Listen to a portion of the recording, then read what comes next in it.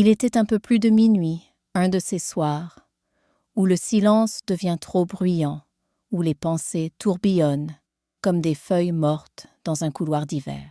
Julie, 27 ans, était assise au bord de son lit, les mains tremblantes, le cœur vide.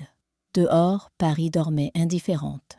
Cela faisait des semaines, peut-être des mois, qu'elle s'était éloignée de tout, des autres du monde de soi. Elle n'attendait plus rien, ni personne. Ce soir-là, elle avait tout planifié. Tout sauf un détail. Le téléphone posé à côté d'elle vibra doucement. Elle faillit l'ignorer. Mais quelque chose, peut-être l'habitude ou un dernier réflexe d'humanité, la poussa à jeter un œil. Un nom apparut. Un nom familier, presque oublié, Clara. Clara, son amie du lycée, celle avec qui elle partageait les bancs de la bibliothèque, les confidences tardives et les fous rires sans fin. Cela faisait plus de 5 ans qu'elle ne s'était pas parlé. Julie ouvrit le message. Juste une phrase. « Comment vas-tu, tu me manques ?» Une phrase banale peut-être. Mais cette banalité contenait quelque chose de bouleversant, une trace, un souvenir, une main tendue depuis l'autre côté du silence. Elle resta là, figée, les larmes montant sans prévenir. Pourquoi maintenant? Pourquoi ce soir, de toutes les nuits? Elle relut le message. Encore et encore. Comme si ces mots simples savaient exactement où frapper, là où c'était le plus douloureux, mais aussi le plus vivant. Julie posa lentement le flacon qu'elle tenait, celui qu'elle croyait être la fin.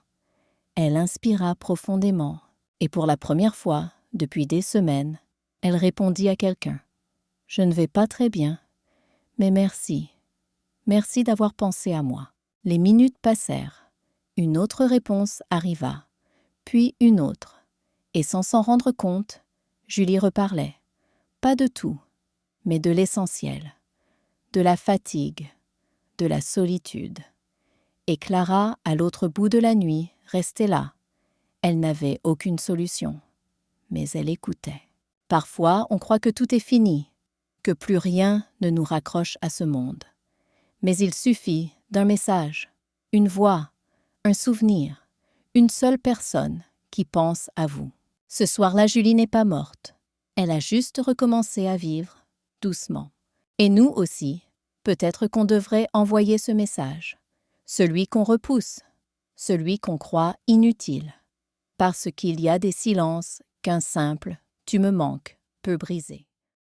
Merci d'avoir écouté cette histoire. Si elle vous a touché, n'hésitez pas à vous abonner à Cœurs en Histoire. Chaque cœur cache une histoire, et chaque histoire peut toucher un cœur.